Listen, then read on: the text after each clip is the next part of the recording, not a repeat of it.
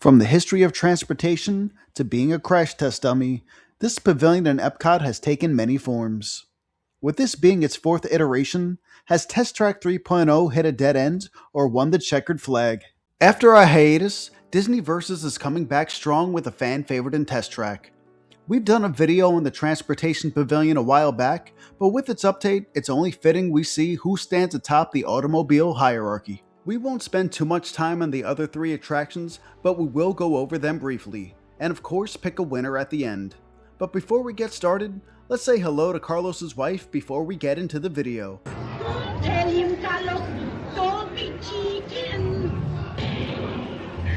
Let's head back to Epcot's opening day of October 1st, 1982. World of Motion was an opening day attraction, and this slow-moving dark ride taught the history of transportation from the creation of the wheel to our current automobile.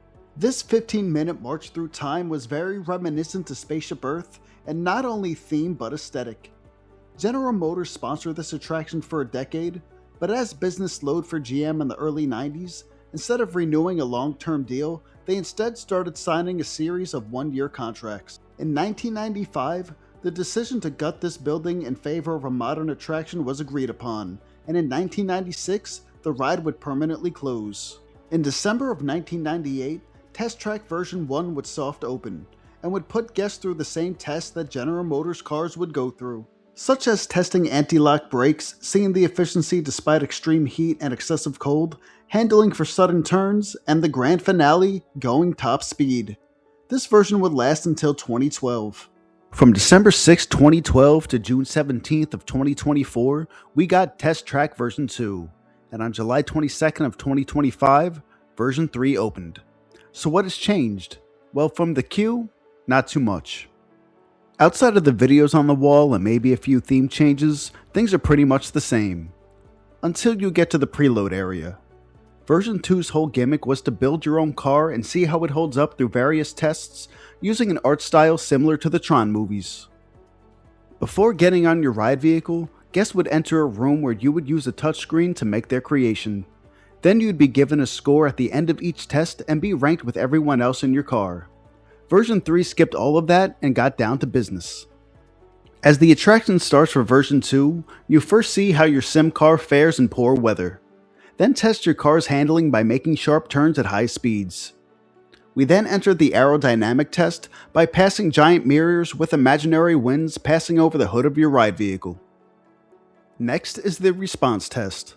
Your car races down a road, narrowly missing an 18-wheeler jutting out of the wall. The final trial is the power test, which is the highlight for the attraction, racing on an outside track topping out at 65 miles per hour. Version 3 follows a similar path to start, but with the more realistic art style and set pieces. The attraction starts with the city skyline that disappears into a digital one, similar to version 2. But things come back to reality as you ride into a futuristic house that reminds me of the dream house from the old Innoventions where the connection shops are now. After exiting the house, guests weave through a country road filled with fake foliage. The AI narrator mentions it's fun to be free, which is the name of the World of Motion theme song. Before the ride ends in a similar climax, you take a ride through a giant dome with a projection of a futuristic city, another callback to World of Motion.